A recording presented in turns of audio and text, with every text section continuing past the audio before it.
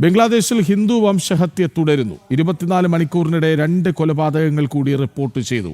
40 വയസ്സുകാരിയായ ഹിന്ദു യുവതിയെ കൂട്ടബലാത്സംഗം ചെയ്തെന്നും റിപ്പോർട്ടുകളുണ്ട്. വാർത്തയിലേക്ക്. ബംഗ്ലാദേശിൽ ന്യൂനപക്ഷങ്ങൾക്കെതിരെയുള്ള ആക്രമണങ്ങൾ തുടരുന്നു. 2 ഹൈന്ദവർക്ക് കൂടി ജീവൻ നഷ്ടമായി.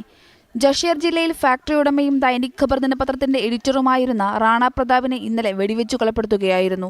മാധ്യമപ്രവർത്തനത്തോടൊപ്പം കൊപ്പീലിയ ബസാറിൽ ഐസ് ഫാക്ടറി നടത്തുന്ന വ്യവസായി കൂടിയായിരുന്നു റാണയെ ഐസ് ഫാക്ടറിയിൽ നിന്നും വിളിച്ചിറക്കി വെടിവെച്ചു കൊല്ലുകയായിരുന്നു. മണിക്കൂറുകൾക്കകം നാർസിൻഡി ജില്ലയിലെ മോണി ചക്രവർത്തി എന്ന ഹിന്ദു വ്യാപാരിക്കും ജീവൻ നഷ്ടമായി. മൂർച്ചയേറിയ ആയുധങ്ങൾ ഉപയോഗിച്ച് കടുത്ത ഉപദ്രവമേൽപ്പിച്ചാണ് കൊലപാതകം നടത്തിയത്. കൂടാതെ ഒരു ഹിന്ദു യുവതിയും അതിക്രൂര പീഡനത്തിനിരയായി. ഇവരെ മരത്തിൽ കെട്ടിയിടുന്നതിന്റെയും മുടി മുറിച്ചു മാറ്റുന്നതിന്റെയും ദൃശ്യങ്ങൾ സമൂഹ മാധ്യമങ്ങളിൽ പ്രചരിപ്പിച്ചു.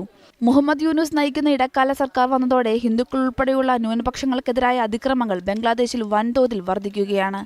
ഷെയ്ഖ് ഹസീന പ്രധാനമന്ത്രിയായിരിക്കെ തടവിൽ പാർപ്പിച്ചിരുന്ന ഭീകരരെ വിട്ടയച്ചതും ജമാഅത്തെ ഇസ്ലാമി ഉൾപ്പെടെയുള്ള സംഘടനകളുടെ നിരോധനം നീക്കിയതും രാജ്യത്ത് വർഗീയ ലഹളകൾ പെരുകാൻ കാരണമായി.